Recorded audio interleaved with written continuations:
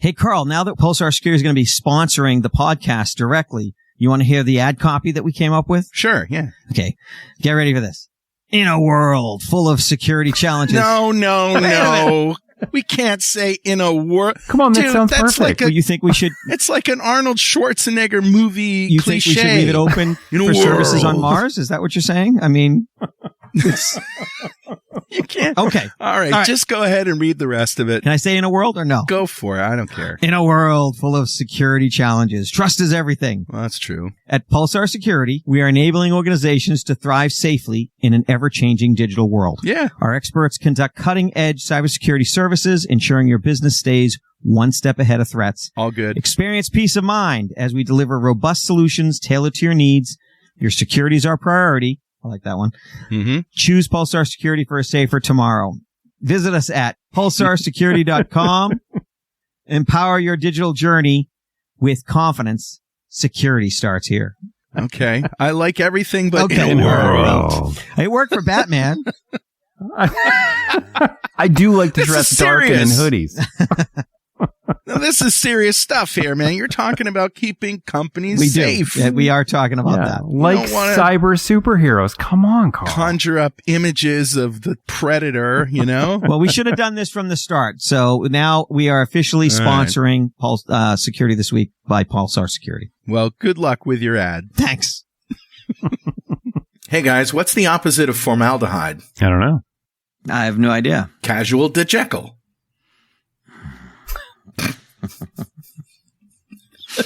Wah, wah. Wow, that one That's required silence. a little unpacking. And that's the show. Yeah, thanks. We'll see you next week. Bye. We had a good run. It's over now. Yeah.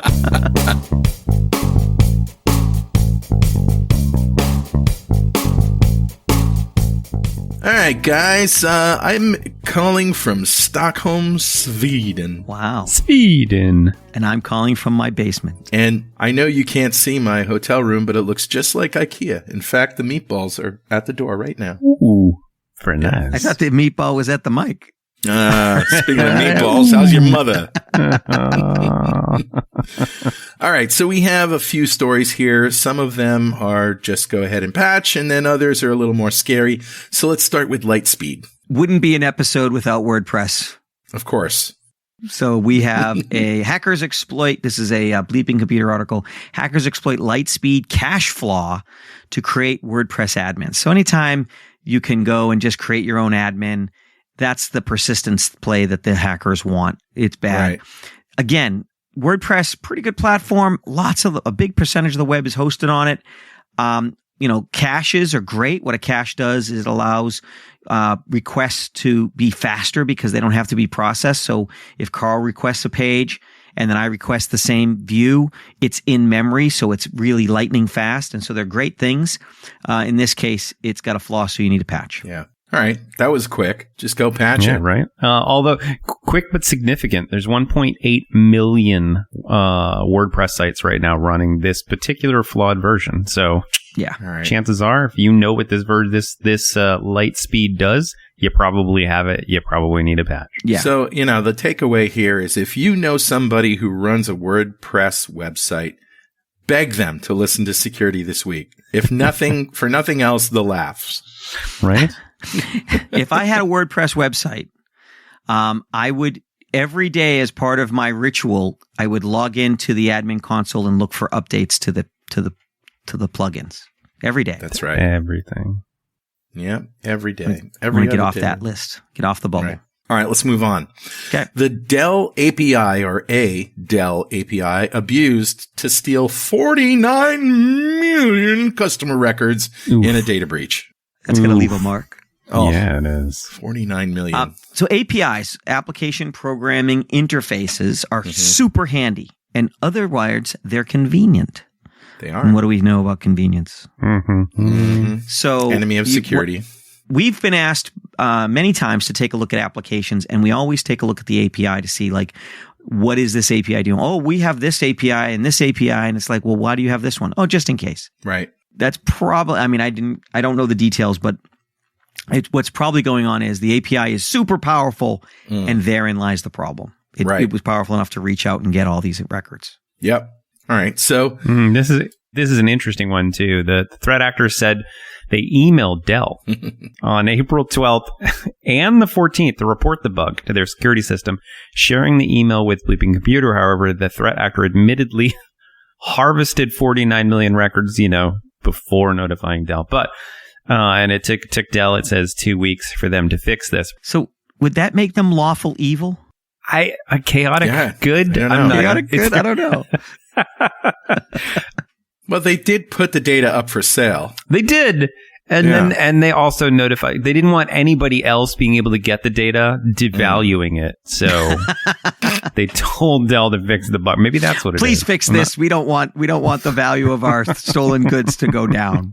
Thank you. What I like in this article is this hacker says the stolen customer records include the following hardware breakdown, mostly Dell monitors, but then like 450,000 Alien Noteware notebooks, almost 200,000 Chromebooks, 11 million Inspiron notebooks. Oh my God. So the interesting thing they say in the email, who knows whether it's true or not, but it says blah, blah, blah. This page on the Dell partner portal has a potential vulnerability.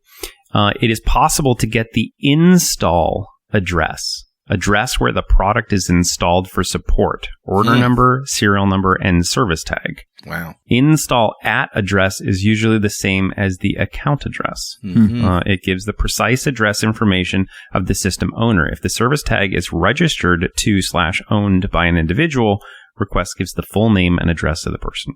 Yikes. Woo. So they just marched through it. Oh, yeah. Well, they tested it out 49 million times to make sure it worked. Yeah. And recorded the results. Before reporting the bug. See, I have Dell monitors. I had an Inspiron notebook back in the day. I had an Alienware notebook. I had all of these things, right? Mm-hmm.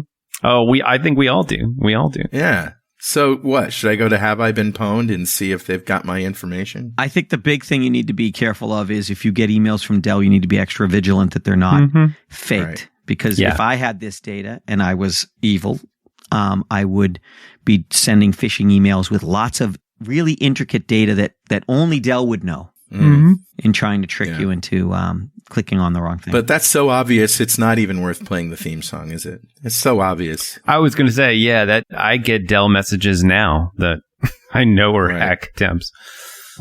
Yeah. All right, I'll try harder, Dwayne. Thank you. Thank you. I was hoping you would. Okay, let's talk about LLM jacking. Who wants this story? What's interesting about this particular attack, and we've seen this a lot, right? Hackers, there is a class of hacker called initial access brokers, right? Initial access brokers, what they do is they will break into an organization and then they just monetize their access. They don't go in, they don't steal things, whatever. They're really just monetizing what their access is. This isn't new. Right? Or there are hacker groups that are literally just initial access brokers. That's all they do. It's like the people who sell credit cards but never exploit them or use them themselves. Exactly. Right. In this particular case, we're now looking at a new target for initial access brokers, which are privatized LLMs. Right. So I may have an LLM that's trained on all my customer data. Right.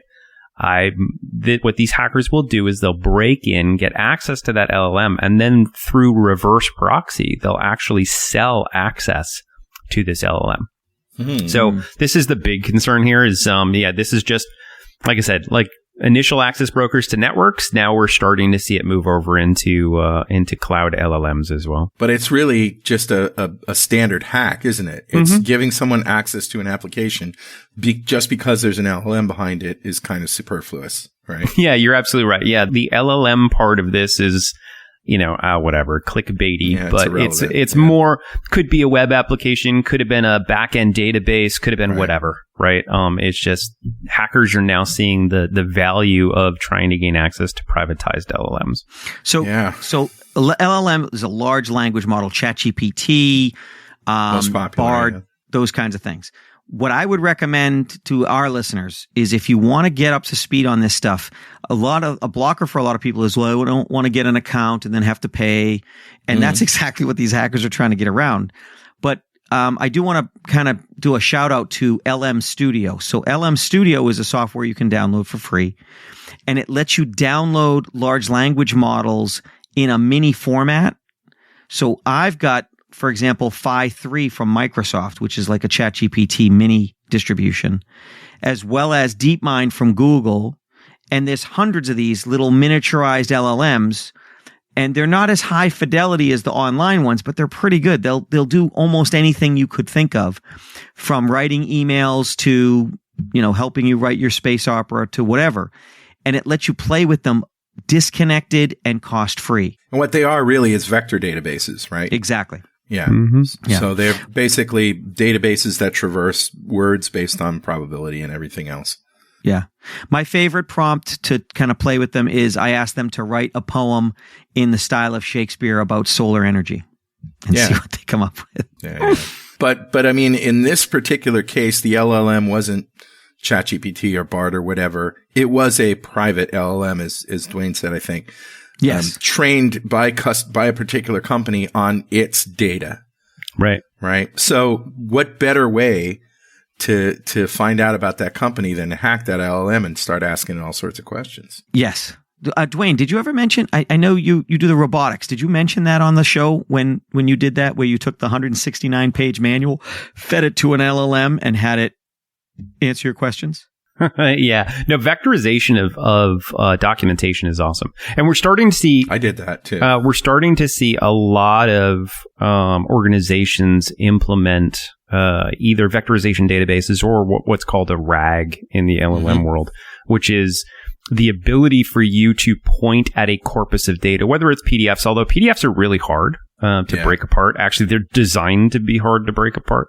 So usually more Word, text, JSON files, whatever. But yeah, it's getting easier and easier for you to implement and pull data out of files. One thing that's difficult, or at least it was for ChatGPT, maybe last year sometime, was to take a link-based website where, there's a lot of links to break down topics and stuff to find answers to things. Mm-hmm. And based on that, try to digest that as a sort of a whole thing. It said, no, I can't do anything with this data. And that was last year. So who knows? Maybe this year it's getting better at that. But I have also pointed it to a PDF of a manual for a product and then asked it a question that I couldn't find just by scanning the document. Yeah. It was good at that. Yeah, no, it's getting much better. There's all sorts of different, industries we're seeing it used in. I know even down to my daughter has a senior project she's working on this year for vectorizing board game manuals. Wow. And being able to get to ask it questions like, hey, can I make this move? Or, hey, what's the best next move I can make here? Or how do I set the game up? And it walks her through it. So, there's a lot of really cool things we're starting to see with LLMs and vectorization. Yeah. For anybody who's like thinking about sitting this one out, and not playing, that's like sitting out the internet and Google search. Yeah, definitely. You need to get involved and play with this. LM Studio is a great way to start. And don't even get me started on Google search, because according to Google, link search is dead. Yep. Okay, now what's the next story? Wow. Way to drop and run. I know, well, right? It's really out of context, but yeah, go look it up, what they said a couple of days ago at their conference. Yep. All right, so let's talk about Google. Chrome, 0-day alert. Update your browser now to patch new vulnerabilities. What more can you say? I mean, that whole story, it's a Hacker News story. The headline, you don't even have to read the rest of it. Yeah. Other than to get the date that it came out, how it was discovered. Basically, Chrome has a vulnerability. Now, after what Google said that you referenced, maybe we're going to be switching to Bing anyways. Maybe. Yeah, maybe. I don't know. We'll see. No, so if you have Chrome. But everybody knows that if they're using Chrome and they see the little pink update, relaunch to update, do it. Don't put it off. It will even reopen your tabs for you. So there's no barrier to entry there. Nope. No barrier to entry. There's no excuse for not doing that. Just say yes. The opposite of Nancy Reagan. And half our listeners went, who's Nancy Reagan? Go, Nancy who? What do you mean by that? Well, go ahead and Google that while you still can. Exactly. All right, we're gonna take a break. We'll be right back with more from Security This Week right after these very important messages. All right, and we're back. You're listening to Security This Week. I'm Carl Franklin. That's Patrick Hines and Dwayne LaFlotte. Hey, guys. And here's a reminder. If you don't want to hear ads anymore on Security This Week, become a patron. Go to patreon.securitythisweek.com, and I think it's $5 a month, and you can get ad-free episodes in your own special RSS feed. Yeah, that's what I want. Okay, let's talk about PyPy. PyPy? Anyone? So there's a Bleeping Computer article that PyPy package, I get to say that 10 times fast, the PyPy, P-Y-P-I, package backdoors Macs using the Sliver pen testing suite. So we need to define some things here. First of all, what is Pi? Python and Raspberry Pi? PyPy? No. Python Package Index is what it stands for. Yeah, PyPy is like, think like a library, a big index of libraries and tools for Python, right? So let's say we had to communicate with an MQTT server, right? There's a PyPy package to talk to MQTT. Let's say we wanted to grab information from a web page and read through it. There's a PyPy package that will do that for you. So it's really just, if you want to install something, you can use pip to install it. OpenCV. Let's say I want to do image recognition on things. I can just use pip and open, install and get a library. The problem is a lot of these are open source libraries in that not everybody's reading through all of the code. So I think this is probably the third or fourth time where we've talked about there being a PyPy package that actually has backdoors, coded into it. Bad stuff. You got to be really careful what you're pointing out. It's a 17 megabyte PNG that has Sliver's binary inside of it. Oh, yikes. And it features requests logo. Wow. Yeah. And Sliver, for those of you who don't know, is a C2. So command and control. So what that means is when you install this package and when you run your code, your Python code, to do whatever it is your Python code does, it's actually going to go out to a centralized web server, command and control web server, where they can then issue commands on your computer. So they can grab data, they could do whatever they want to from there. Yikes. Yeah, you want to be careful what you install, kids. So it has nothing to do with Raspberry Pi. Let's just clear that. It's for Python. It has nothing to do with Raspberry Pi. So yeah, just for Python. And listen, any PyPy package that's 17 meg is big. Most of these are really, really small libraries. And as you dig into the Pi install in this, you can see it's doing a whole bunch of base64 decoding, which is also kind of a red flag if you're reading through the code. Never to figure out what's going on. So yeah, you definitely want to make sure what you download. And following the report by Phylum, it's been removed. The package is no longer available. But the versions, the bad versions, are listed. There's 2.27.1 and 2.27.2. The new versions are missing the malicious modifications. Okay. Yeah, and I'd say definitely use this as kind of a warning. Definitely be careful what you download. Right. From open source repositories. If you haven't looked through that code to make sure that there's nothing malicious in there, then you got to assume breach. You got to assume there's something weird in there. Mm-hmm.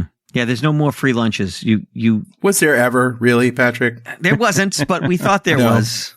Yeah. If you're getting something for free, including code, then you're the product. That's right.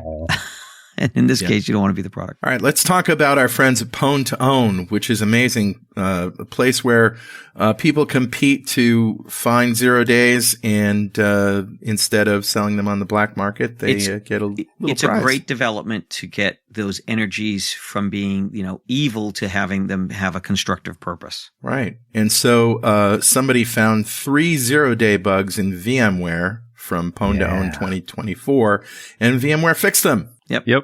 Yeah, and this is the Star Labs team are one of the people who demoed this, and honestly, that team's brilliant. They're usually one of the top teams at Pwn to Own, taking home hundreds of thousands, if not millions of dollars in bugs. Wow. Do you have an idea how big that team is? I don't think it's large. I think it's like 5 people. So when you guys go on vacation, do you just sit back with your iPad and do Pwn to Own, try to hack into these things? Just for fun? Just for funsies? Honestly, Dwayne's team barely ever takes vacation. They love what they're doing. What's this vacation thing? Yeah, what is this about? thing? Is that a framework? Yeah, exactly. The vacation framework. Yes, you too can hack on your free time. So needless to say, this one's actually really kind of cool. So this has to do with VMware Workstation and Fusion desktop hypervisors. Mm-hmm. So if you're doing virtualization, so your virtualization, imagine running a computer inside your computer, right? And a lot of people do this if they're going to access something that's, let's say, oh, well, I don't want to access this particular website on my main computer, so I'm going to spin up a fake Windows box, right? A Windows computer on my computer, or a fake Linux box, and I'm going to do something. We do this a lot with hacking, where I have a hacking virtual machine. It's a computer that I spin up on my desktop, and it has all my hacking tools in it and that sort of stuff. And I can use it and snap it and back it up and all sorts of things. And usually what's great about a virtual machine is you have isolation. That virtual machine that's running on your computer has no access to do anything on your local computer, right? It's completely isolated. So I could run a piece of ransomware on it, and it shouldn't matter, right? It's going to encrypt my VM, whatever, but it's not going to hurt my computer in any way. Can you do the same thing with a container rather than a virtual machine? So you can. Containers are light.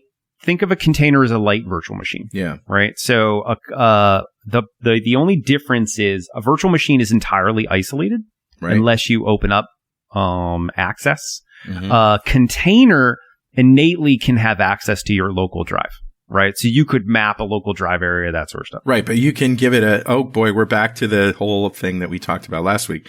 You can give it one directory. Yes. And that's it. Yep. It can't reach outside that directory. Right. Yep.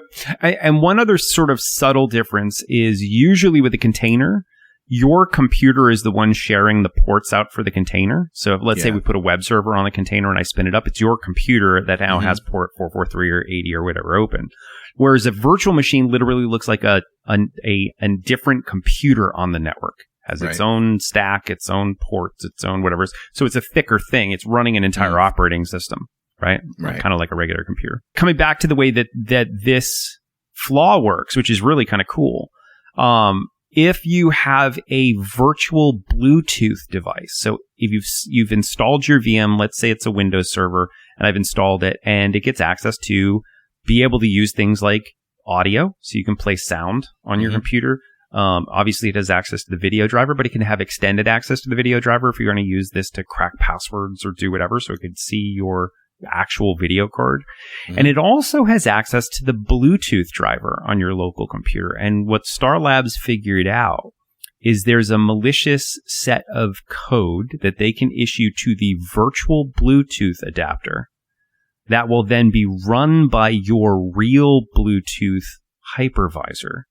And in there, they can force your computer to actually run commands. So they can jump outside of the VM and run commands on your real computer. So that's, it's very cool. Well, unless you use a cloud VM. Then you don't care. Go ahead, take down Azure. See if I care. Good luck. Mark Rusinovich will punch you right in the face. Right in the face. Himself. That's right. Right after he gets done kicking his own ass, I think, if he allowed that to happen. Right. So it says that a malicious actor with local administrative privileges on the virtual machine may exploit it by running VMX process on the host. So where I think this is most dangerous isn't in your data center, because everyone who has administrator access should be somebody you trust. It's more of, I'm in a hosted environment, they're using VMware, and so someone who's on the same VM infrastructure might be able to get down to the hypervisor. Yeah. Okay. All right, cool. So, moral of the story, don't run that stuff. Yeah. Okay. Moral of the story, when the patch becomes available, definitely go out and patch. Right. Phone to Own is a great program, helping sort of discover some of these flaws before the bad guys do. Yeah. Okay. Disable Bluetooth in the meantime on your VMs. All right. So the next one is quick. It's a tweet on X. Do we call these X's now? I'm really just, I hate X. Why X? It's a tweet because it's the X leader in the space. Yeah. All right. So it's a tweet from Hack Manic. And it's a 0-day alert. And the title says, Outlook remote code execution 0-day exploit on sale for only $1.8 million. Yeah. 100% success rate. So listen, if you had an Outlook 0-day, something not patched, where I can run and it says it's a remote code execution, so I'd have access to anybody's computer, possibly, most likely by sending an email, right? Yep. $1.8 million makes sense. And this is where you start to look at things like Pwn to Own. My guess is some of the Pwn to Own guys could have probably figured this bug out too. And they'll probably make 30 or 40 grand from Microsoft. Whereas selling it on the dark web, you're going to make 1.8 million and potentially go to jail. But you know what I mean? So there's a pretty big market out there for validated 0-day remote code execution. Usually the people who would snag that up are like nation states. You'd see, China spend $2 million on a 0-day that they could send somewhere. Might also be a sting. Oh, right? Could be entirely. Right. Yep. Absolutely. Yeah, because it's very, very alluring to those who need it or who want it. So we'll see what happens with this. We will track it. If this does get out into the wild and Microsoft then issues a patch, we will absolutely let you guys know. Okay. All right. Stay alert. Stay the course. Okay, and now to the clickbait story. A new Wi-Fi flaw leaves all devices vulnerable to an SSID confusion attack. And that's not genuinely true. There are some devices that are not vulnerable, as we'll see. Of course, yeah. So this is classic clickbait where, we got you to listen to this whole show because you think Wi-Fi has been hacked and it is vulnerable. But let's break it down a little bit. Is it really vulnerable to everybody, Dwayne? Okay. So is it vulnerable? Yes. Certain protocols of Wi-Fi are vulnerable. But this is one of those things where you're going to see a lot of hype around it, and it's not as bad as it seems to be. So let me distill this attack down. This attack is with certain authentication types, WPA3, 802.11 EAP, etc. WEP, of course, WEP was terrible in the first place, but I guess if you're running WEP, this is also vulnerable. What can happen is, let's say I have the password to your wireless network. I can force your device off of your known wireless network and have you connect to mine that has the same name and same password. So I can confuse your device into connecting to me. So for the home user, they have to have a really angry neighbor and live next to Dwayne. Yeah, I was going to say, you don't even need an angry neighbor if you live next to me. So I need to know the name of your network. Not hard to get. I need to know the password of your network, which means there's already shenanigans I can play on your network, but I need to know the password of your network. And you need to be sitting in the driveway when I log on. Right. You need to be close, right? You need to be close. And then on top of that, this is coupled with another attack where I can actually try and force, let's say you were like, well, whatever, I use a VPN. I'm securely connecting encrypted back to the office. There is a way to force your VPN to disconnect certain VPNs. So what they're saying here is if you couple all these attacks, you align the stars, right? Where the user is using a VPN where we can force them to disconnect. We know their wireless name. We know their password, and we're sitting in their driveway. Huzzah! Yeah. We got them, right? Huzzah. We can do man-in-the-middle attacks and see all their data. But if I know your SSID that you connect to automatically, which is what I'm going to assume here, the client's network, and I know its password, I'm better off just using a Wi-Fi Pineapple or Kismet and hitting you somewhere away from that network, because most people don't know what Wi-Fi they're connected to or even notice they're connected to Wi-Fi. Oh, absolutely. Yeah. So, and the thing about this one, I think, and what makes it special is if you go down in the article and look at the list, it's where you can actually hit networks that aren't password protected, but are certificate protected, if I'm reading this right. Yep. Those are incredibly difficult to attack. So we should check our customer list and see. And would that, am I reading that right? Would this, if I had a certificate protected network, would that be vulnerable, or would that be disqualified because I wouldn't effectively know its login credentials. I don't know that would be vulnerable. I don't know how it would be. Because in essence, you can think of that certificate as the password, and it's a much stronger password than a normal certificate would be. Right. Our normal password would be. So I would find this hard to work on a certificate-based network. Now, that being said, your home networks are not going to be certificate-based, right? Nobody's rolling out a PKI so that they can have Wi-Fi for each of their devices. All right. So to make a short story longer, here's our advice. If you have a neighbor like Dwayne, and he's sitting out in your driveway in his car, you really want to turn off all your Wi-Fi devices, unplug them, and burn them. Just throw the main. But here's here's the more relevant thing. If you have a Wi-Fi router that doesn't automatically patch itself, update its firmware, you're at a severe disadvantage. Most modern Wi-Fi routers do.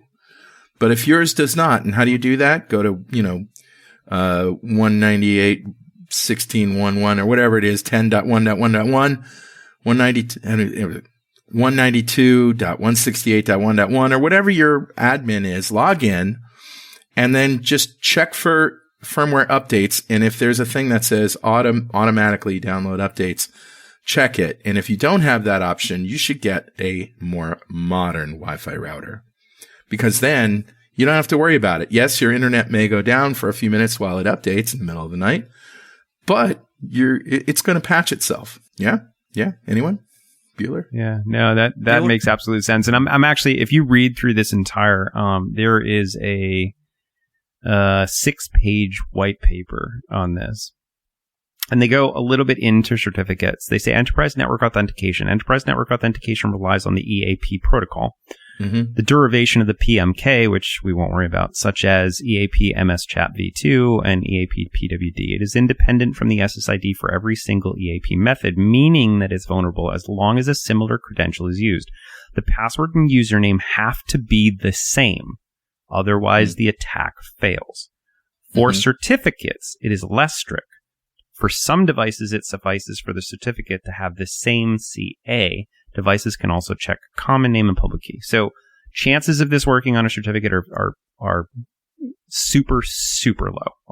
Here again, the stars have to align according to their paper. So, but we will dig deeper if we find more in here. We'll let you know. But this looks more to be hype than anything else. Yep. Okay. But we're going to put it in our toolkit anyways. Absolutely. Didn't stop us from making it the headline, right? Yeah. Hey, figuring out what's hype is half the problem, half the battle. Oh, yeah. That's right. Yeah, absolutely. And, the best way to do that is listen to Security This Week, and you can laugh a little while you're learning, right? Amen. Always. All right, guys. Nice. We'll see you next week. See you later. Bye. All right. Bye. Bye, guys.